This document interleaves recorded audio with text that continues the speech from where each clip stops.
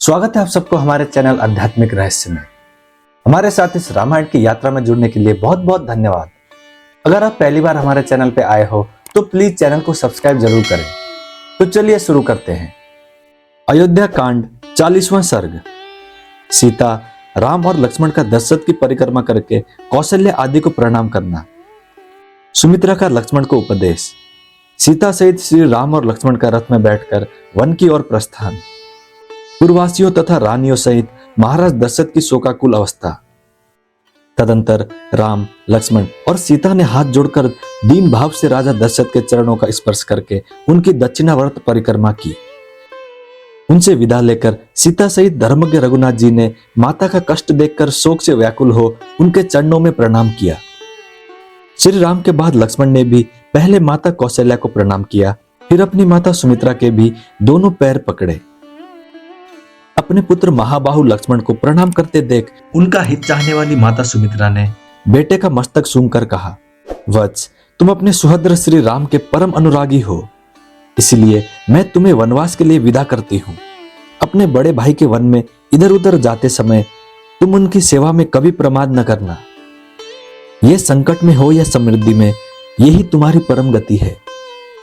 निष्पाप लक्ष्मण, संसार में सत्पुरुषों का यही धर्म है कि सर्वदा अपने बड़े भाई की आज्ञा के अधीन रहें। दान देना, यज्ञ में दीक्षा ग्रहण करना और युद्ध में शरीर त्यागना, यही इस कुल का उचित एवं सनातन आचार है। अपने पुत्र लक्ष्मण से ऐसा कहकर सुमित्रा ने वनवास के लिए निश्चित विचार रखने वाले सर्वप्रिय श्री रामचंद्र जी से कहा, बेटा जाओ जाओ, तुम्हारा मार्ग मंगलमय हो। इसके बाद वे लक्ष्मण से फिर बोली, बेटा तुम श्री राम को ही अपने पिता महाराज दशरथ समझो, जनक नंदिनी सीता को ही अपनी माता सुमित्रा मानो और वन को ही अयोध्या जानो। अब सुखपूर्वक यहां से प्रस्थान करो। इसके बाद जैसे मातली इंद्र से कोई बात कहते हैं, उसी प्रकार विनय के ज्ञाता सुमंत्र ने ककुस्थ कुलभूषण श्री राम से विनय पूर्वक हाथ जोड़कर कहा, महायशस्वी राजकुमार श्री राम, आपका कल्याण हो। आप इस रथ पर बैठिए। आप मुझसे जहां कहेंगे वहीं मैं शीघ्र आपको पहुंचा दूंगा। आपको जिन 14 वर्षों तक वन में रहना है, उनकी गणना आज से ही आरंभ हो जानी चाहिए, क्योंकि देवी कैकेयी ने आज ही आपको वन में जाने के लिए प्रेरित किया है।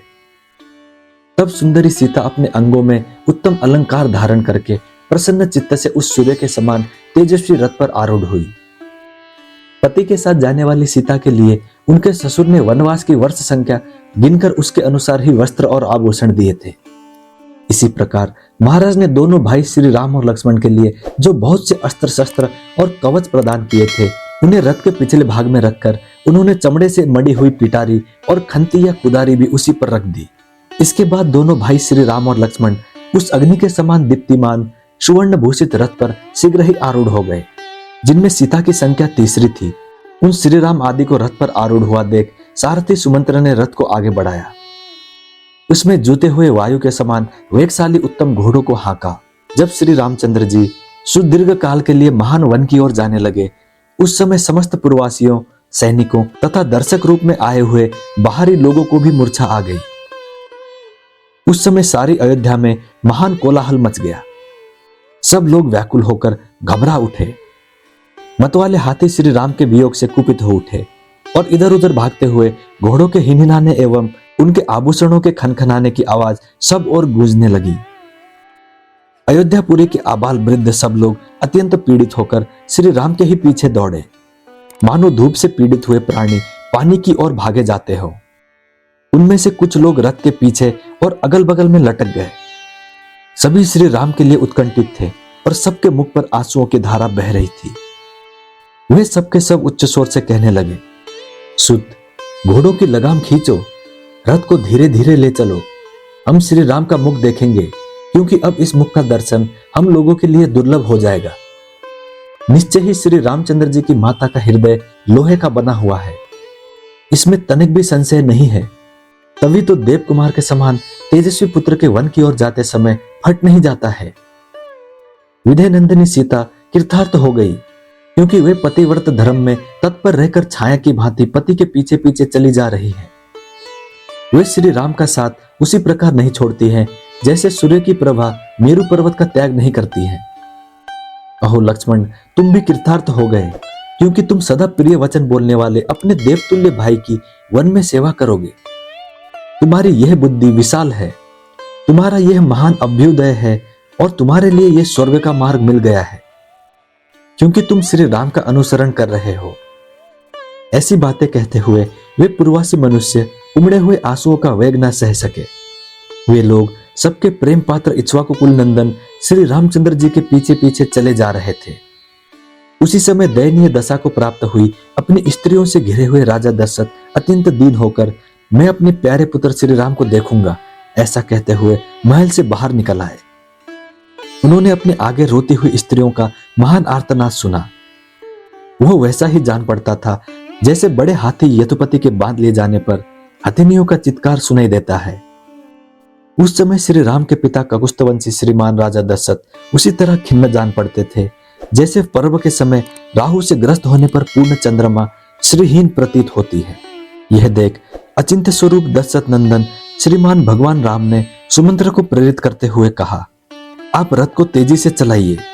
एक और श्री रामचंद्र जी सारथी से रथ हाँकने के लिए कहते थे और दूसरी ओर सारा जन समुदाय उन्हें ठहर जाने के लिए कहता था। इस प्रकार दुविधा में पड़कर सारथी सुमंत्र उस मार्ग पर दोनों में से कुछ न कर सके, न तो रथ को आगे बढ़ा सके और न सर्वथा रोक ही सके। महाबाहु श्री राम के नगर से निकलते समय पूर्ववासियों के नेत्रों से गिरे हुए आंसुओं द्वारा भीगकर धरती की उड़ती हुई धूल शांत हो गई। श्री रामचंद्र जी के प्रस्थान करते समय सारा नगर अत्यंत पीड़ित हो गया। सब रोने और आंसू बहाने लगे तथा सभी हाहाकार करते करते अचेत से हो गए। नारियों के नेत्रों से उसी तरह खेद जनित अश्रु झर रहे थे जैसे मछलियों के उछलने से हिले हुए कमलों द्वारा जल कणों की वर्षा होने लगती है। श्रीमान राजा दशरथ सारी अयोध्यापुरी के लोगों का एक सा व्याकुल चित्त देखकर अत्यंत दुख के कारण जड़ से कटे हुए वृक्ष की भांति भूमि पर गिर पड़े। उस समय राजा को अत्यंत दुख में मग्न हो कष्ट पाते देख श्री राम के पीछे जाते हुए मनुष्यों का पुनः महान कोलाहल प्रकट हुआ।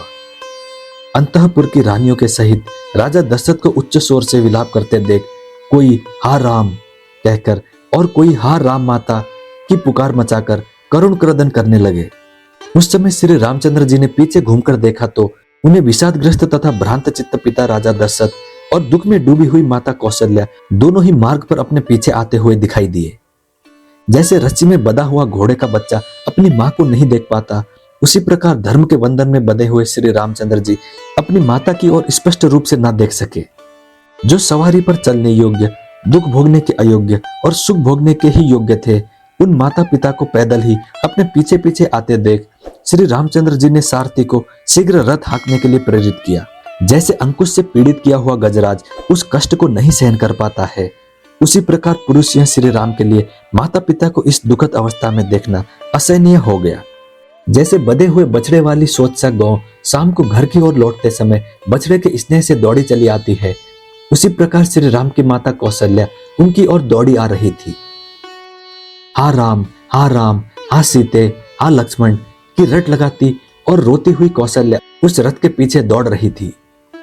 वह श्री राम, लक्ष्मण और सीता के लिए नेत्रों से आंसू बहा रही थी एवं इधर उधर नाचती, चक्कर लगाती सी डोल रही थी।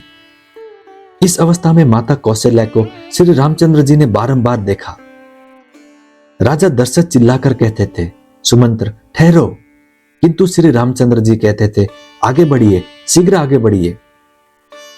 उन दोनों प्रकार के आदेशों में पड़े हुए बेचारे सुमंत्र का मन उस समय दो पहियों के बीच में फंसे हुए मनुष्य का सा हो रहा था।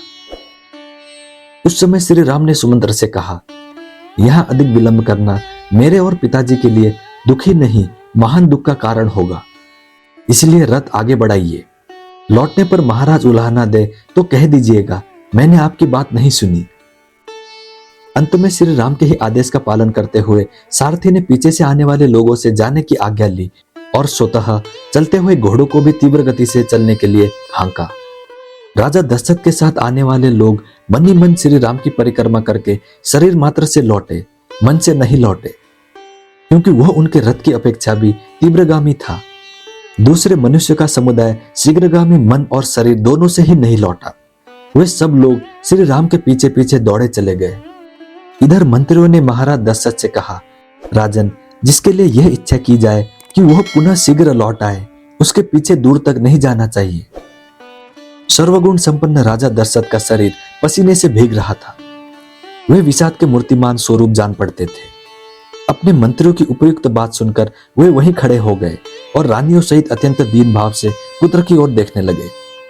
इस प्रकार श्री वाल्मीकि निर्मित आर्ष रामायण आदि काव्य के अयोध्या कांड में 40वां सर्ग पूरा हुआ। मैं उम्मीद करता हूँ श्री राम जी आपकी सारी मनोकामनाएं पूरी करें। जय श्री राम, जय हनुमान। अब मिलते हैं अगली वीडियो में।